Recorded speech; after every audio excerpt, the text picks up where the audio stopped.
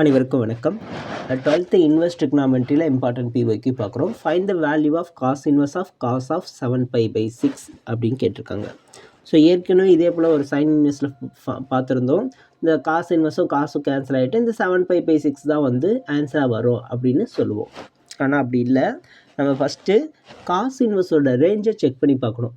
என்ன வரும்? 0 to π, அதாவது 0லேருந்து 180 டிகிரி வரைக்கும் இருக்கணும். இந்த 7π/6 வந்து 180 டிகிரியான்னு பாருங்கள். 7/6 இன்ட்டு பை வந்து 180. ஸோ 7/6ன்றது 1 பாயிண்ட் சம்திங்கில் வரும். அப்போது 180 இன்ட்டு 1 பாயிண்ட் சம்திங் 180யோட பெருசாக போகும். ஓகேங்களா?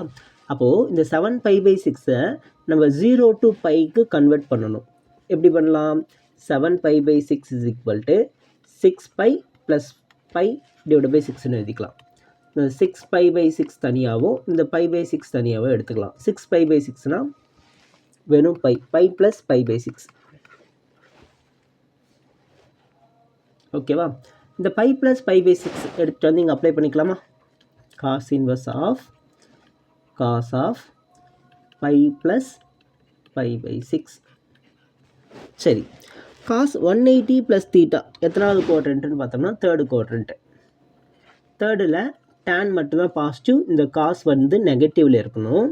அதனால் காஸ் இன்வெர்ஸ் ஆஃப் காஸுக்கு பதிலாக மைனஸ் காஸ் π/6. சரிங்களா? ஸோ இப்போ பாருங்கள், சைன் இன்வெர்ஸ் ஆஃப் மைனஸ் எக்ஸ்னா மைனஸ் சைன் இன்வெர்ஸ் எக்ஸ்ன்னு பார்த்தோம். ஆனால் இங்கே cos inverse of minus x இருக்குது. காஸ் இன்வெர்ஸ் ஆஃப் மைனஸ் எக்ஸ்னா pi minus cos inverse x. So sine இன்வெர்ஸில் மைனஸ் மட்டும் தான் இருக்கும், டேன் இன்வெர்ஸ்லேயும் மைனஸ் மட்டும் தான் வரும். ஆனால் காசில் மட்டும் பை மைனஸ் காஸ் இன்வெர்ஸ் எக்ஸ்னு வரும். அப்போது இது எப்படி எழுதலாம் பாருங்கள்? Cos inverse of pi minus cos inverse of, இந்த இடத்துல எக்ஸுக்கு பதிலாக காஸ் π/6 இருக்குது. காஸ் π/6.